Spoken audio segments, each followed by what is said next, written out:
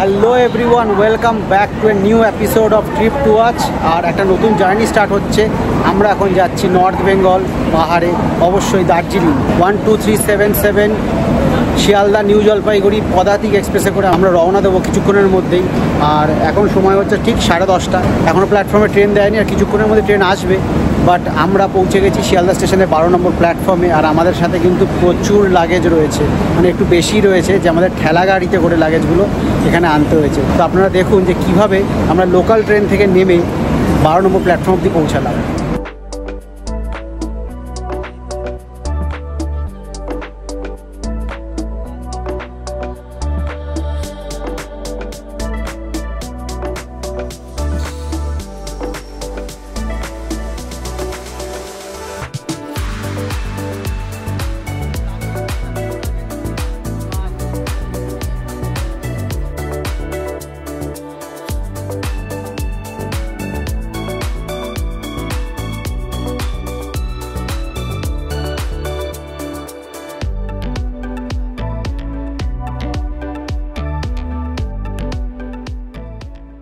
হচ্ছে 10:50 আর finally train আসছে 12 নম্বর প্ল্যাটফর্মে।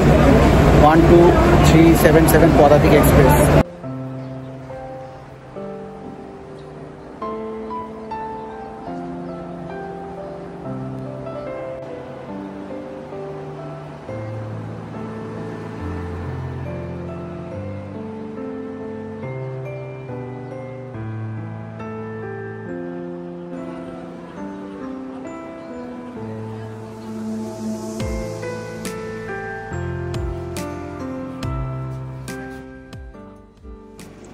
ট্রেনে উঠে আমাদের সমস্ত লাগেজ সিটের নিচে এবং আপার বার্থের ওপরে আমরা রেখে দিয়েছিলাম। আমাদের দুটো লোয়ার বার্থ, একটা মিডল বার্থ এবং একটা আপার বার্থের সিট হওয়ায় অনেক লাগেজ হওয়া সত্ত্বেও আমাদের খুব একটা অসুবিধা হয়। ট্রেন স্টেশনে আসার আগেই বেডিংয়ের সমস্ত জিনিস আপার বার্থে রাখা ছিল। পদাতিক এক্সপ্রেসের 3 টায়ার এসিতে একটি পিলো, একটি কম্বল এবং 2টি বেডশিট দেওয়া হয় এবং একটি পিলো টাওয়েলও দেওয়া হয়। কিছুক্ষণ সময়ের মধ্যেই আমাদের বাকি সহযাত্রীরাও ট্রেনে চলে এসেছিল এবং তাদের কাছেও বেশ অনেক লাগেজ ছিল।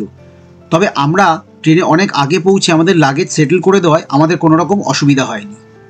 মোটামুটি আমরা সব লাগেজ সেটেল করে দিয়েছি আর দিয়ে পরে একটু বাইরে এলাম। ইউজুয়ালি পদাতিক এক্সপ্রেসে কিন্তু ট্রেন আসার সাথে সাথে এসি চালায় না, তো আজকে দেখছি এসিটা আগে থেকেই চালানো রয়েছে। খুব সুবিধা হলো, মানে এত গরম থেকে জাস্ট এসিতে ঢুকে শান্তি হলো। আদারওয়াইজ ট্রেন ছাড়ার 5 মিনিট আগে অথবা ট্রেন ছাড়ার পরেই কিন্তু এসি চালায়। Padatik express, Darjeeling mail, Kanchankanya, north বেঙ্গলের কোনো ট্রেনেই কিন্তু জলের বোতল দেওয়া হয় না।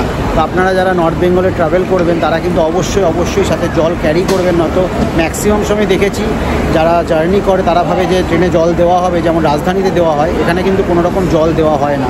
আপনি ট্রেনের মধ্যে কোনো রকম জল পাবেন না, তাই জল সাথে ক্যারি করবেন, নয়তো কিন্তু অসুবিধা হবে। সেই বর্ধমানে গিয়ে কখন গাড়ি দাঁড়াবে তখনই কিন্তু আপনি নেমে জল কিনতে পারবেন, যদি তখন জলের দোকান খোলা থাকে। তো এটা একটা খুব বড় সমস্যা।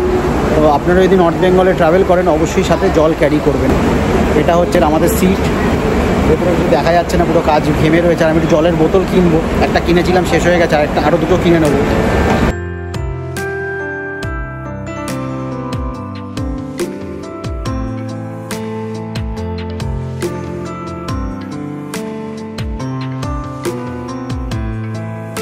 মোটামুটি এখন 11:17 বাজে, 3 মিনিটের মধ্যেই ট্রেন ছাড়বে, যেটা শিডিউল টাইম 11:20 শিয়ালদা থেকে ছাড়ার টাইম। আর 3 মিনিট বাকি আছে। আর ভেতরটা কিন্তু প্রচণ্ড ঠান্ডা হয়ে রয়েছে, রাতে তো খুব ঠান্ডা লাগবে। তো বেশি দেরি না করে এবার ট্রেনে উঠে পড়তে হবে। আর মোটামুটি 12টা বাজলেই শুয়ে পড়বো। খাওয়া দাওয়া আমরা বাড়ি থেকেই করে এসেছি, খাবার দাবার ক্যারি করছি না, এমনিতে এত লাগেজ, আরও লাগেজ বেড়ে যেত। মোটামুটি সবাই উঠে পড়ছে ট্রেনে, এবার উঠে পড়া যাক।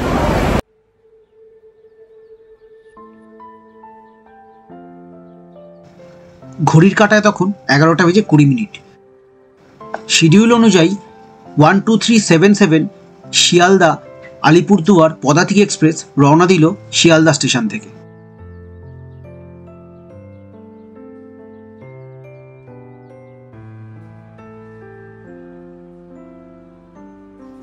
ঘড়ির কাঁটায় 12:15 বাজতেই আমাদের সহযাত্রীরা একে একে তাদের রাতের খাবার খাওয়া শুরু করে দিল। তবে আমরা রাতের ডিনার বাড়ি থেকেই সেরে গেছিলাম।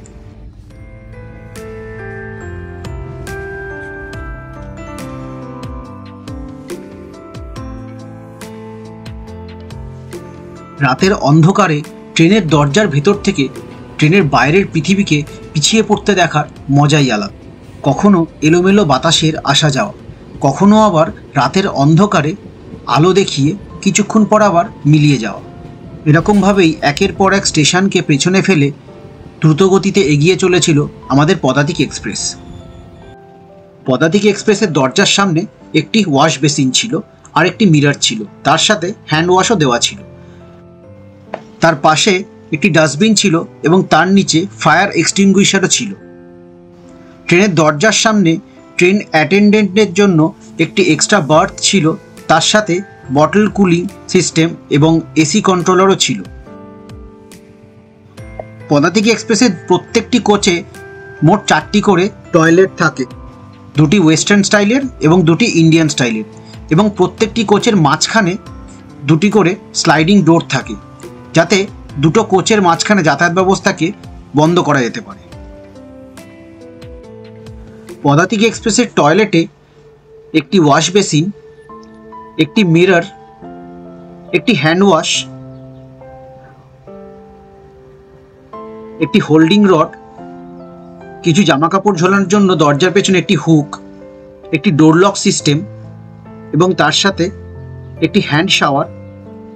ওয়েস্টার্ন টয়লেটে একটি কোমোড এবং পুশ ফ্ল্যাশ সিস্টেম ছিল। এসি 3 টায়ার কোচের টয়লেটগুলো কিন্তু যথেষ্ট পরিষ্কার পরিচ্ছন্ন ছিল। ইন্ডিয়ান টয়লেটেও প্রায় একই রকমের ব্যবস্থা ছিল। পদাতিক এক্সপ্রেসের বিভিন্ন জায়গায় কুইক রেসপন্স টিমের কন্ট্যাক্ট নাম্বার দেওয়া ছিল, যাতে ফোন করে যাত্রীরা কমপ্লেন করতে পারেন। এছাড়াও একটি এমার্জেন্সি নাম্বারও কুপনের মধ্যে দেওয়া ছিল। রাত তখন প্রায় 12:30। আমাদের কোচের বেশিরভাগ যাত্রী তখন ঘুমিয়ে পড়েছে এবং বেশিরভাগ জায়গায় আলো নিভিয়ে দেওয়া হয়েছে। বাবা, মা এবং রিমাও ততক্ষণে ঘুমিয়ে পড়েছিল।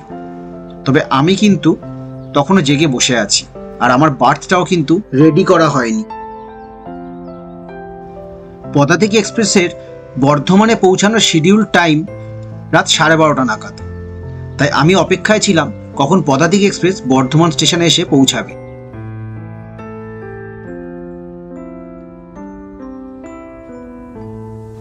অবশেষে রাত 1টা নাগাদ পদাতিক এক্সপ্রেস এসে পৌঁছালো বর্ধমান স্টেশন।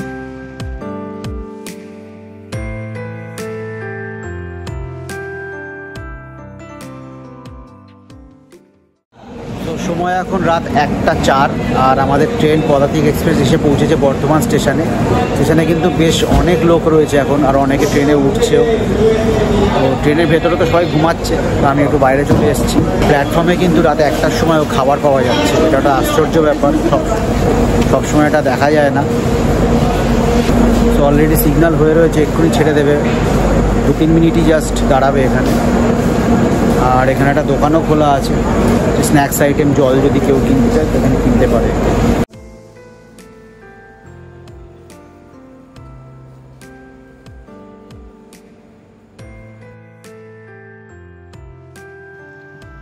মাত্র মিনিট 5-এর হল্ট, আর তারপরই বর্ধমান স্টেশন থেকে রওনা দিয়ে পদাতিক এক্সপ্রেস এগিয়ে চলল পরের স্টেশন বোলপুর শান্তিনিকেতনের দিকে। পদাতিক এক্সপ্রেসে সেফটি মেজারমেন্টস এবং ক্লিনিং মেজারমেন্টস বেশ ভালো করে ফলো করা হয়। আমাদের কোচ B2 এর অ্যাটেন্ডেন্টকে এসি টেম্পারেচারটা একটু বাড়িয়ে দিতে বলে আমিও অবশেষে আমার বার্থের বেডিং রেডি করে শুয়ে পড়লাম।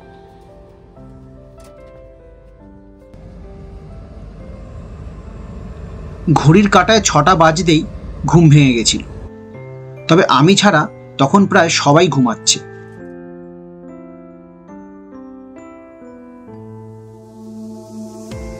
ট্রেন জার্নিতে রাতের অন্ধকারে যেমন ট্রেনের বাইরের প্রকৃতিকে দেখতে একরকম লাগে, তবে দিনের আলোতে কিন্তু একদমই অন্যরকম লাগে। তাই নিজের বার্থে শুয়ে না থেকে তাড়াতাড়ি উঠে ফ্রেশ হয়ে নিলাম আর পৌঁছে গেলাম ট্রেনের দরজার কাছে। 12377 শিয়ালদা আলিপুরদুয়ার পদাতিক এক্সপ্রেস তখন এসে দাঁড়িয়েছে আজমগড় স্টেশনে। কোনো এক অজানা কারণে আজমগড় স্টেশনে দাঁড়ালেও মাত্র 5 মিনিটের হল্টের পরই সেখান থেকে রওনা দিল পদাতিক এক্সপ্রেস এবং এগিয়ে চলল কিষানগঞ্জ স্টেশনের দিকে।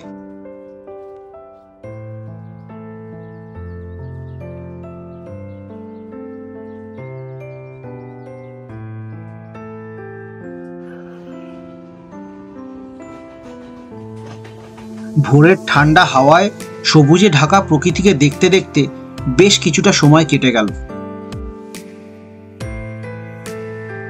সকাল 8:30 নাগাদ পদাতিক এক্সপ্রেস এসে পৌঁছালো কিষানগঞ্জ স্টেশনে।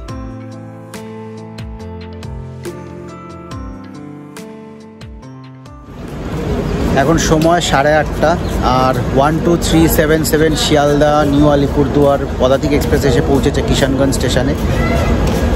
তো এখানে মোটামুটি 5 মিনিটের হল্ট দেয় আর ট্রেন কিন্তু 40 মিনিট লেটে চলছে। তো দেখা যাক কতক্ষণে ছাড়ে।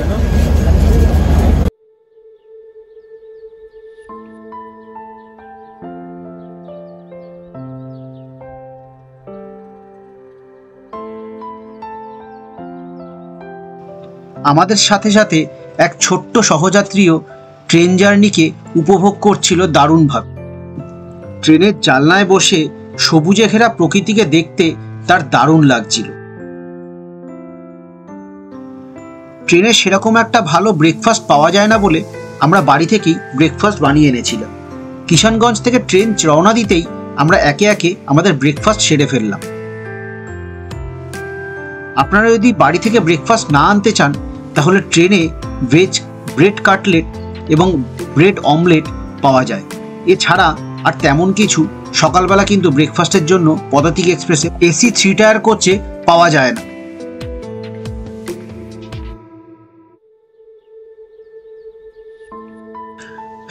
কিষানগঞ্জ স্টেশন থেকে রওনা দেওয়ার পর ট্রেনের গতিবেগ কিন্তু প্রায় অনেকটাই বেড়ে গেছিল এবং খুব দ্রুত গতিতে ট্রেন এগিয়ে চলেছিল নিউ জলপাইগুড়ি স্টেশনের দিকে।